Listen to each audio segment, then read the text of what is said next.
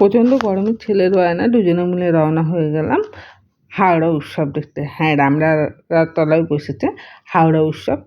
এটা প্রতি বছরই বসে, আর ঠিক এই গরমের ছুটির সময় বসে। আমরা যেহেতু গরমের ছুটিতে বাবার বাড়িতে আসি, তাই আমরা এই সময় প্রতি বছরই এই মেলা দেখতে। তাই চট করে দুটো টিকিট কেটে আমি আর আমার ছেলে দুজনে মিলে চলে যাচ্ছি হাওড়া উৎসবের ভেতরে ঢুকতে।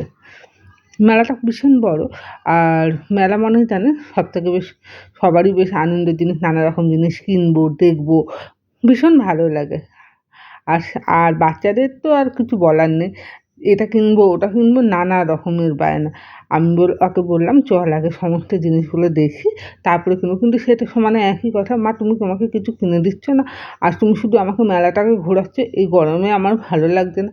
আমি তখন বললাম তাহলে তুই এদিকে নেই গরমে, আমারও তো ভালো লাগছিল না গরমে মেলায় আসতে, কিন্তু তুই যে জোর করে নিয়ে এলি।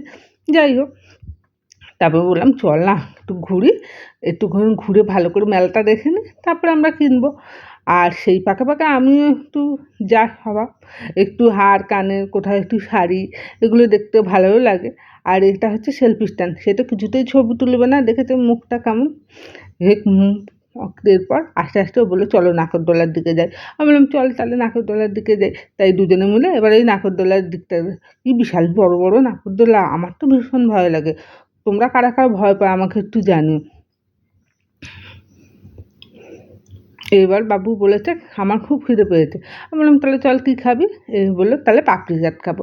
এই যে সে পাপড়ি চাট নিয়ে নিয়েছে, বা সে আয়েস করে পাপড়ি চাট খাচ্ছে। আমি বললাম একটা দে, সে বললে না। তারপরে বলছে আমাকে এবার আলু ভাজি।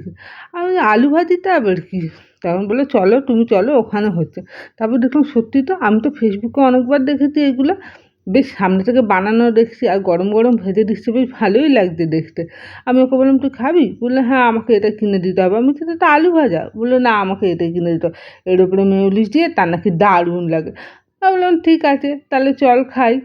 এবার সে একখানা নিয়ে নিয়েছে, নিয়ে এবার সে আয়েস করে খেতে, কিন্তু বাচ্চাদের তো। আমি বললাম কিরে কেমন লাগছে? বলছে খুব ভালো। বাস ঠিক আছে তুই খা। কিন্তু কিছুক্ষণ যেতে যেতে বলতো মা ভালো লাগছে না, না আলু ভাজা ভালো লাগছে না, আমি অন্য কিছু খাবো। আমি বললাম কী খাবি? বলছে ওই দেখো ওখানে মালাই কুলফি হচ্ছে। আমি বললাম মালাই কুলফিটা কী? বলছে ওই যে ফেসবুকে দেখাটা।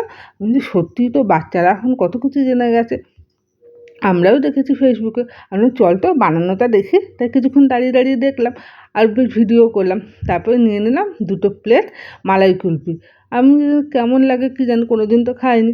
যাই হোক, নিয়ে দেখি সত্যি দারুণ টেস্ট। আর সে দেখেছেন আলু ভাজি ফেলে দিয়ে এবার খেতে শুরু করেছে মালাই কুলফি। তারপরে আমাকে বলছে এটা কী বলো তো মাম্মাম? আমি কী জানি দেখেছি হয়তো। তারপর দেখলাম এটা একটা চায়ের স্টল। আমি বললাম খাবি? বলছে না। তারপরে দেখেছেন এই সেই ময়ূরপঙ্খী নৌকা, ছোটোবেলা থেকে দেখেছি, কিন্তু কোনো দিনই আমি সাহস করে উঠতে পারিনি, কারণ আমি ভীষণ ভীতু। এই নাগরদোলায় অত বড় বড় ঘোড়া, আমার ভীষণ মাথা ঘোরে। অবশেষে মেলা দেখা শেষ, গরমের মধ্যে এবার সে বাড়ি যাওয়ার পালা। টাটা।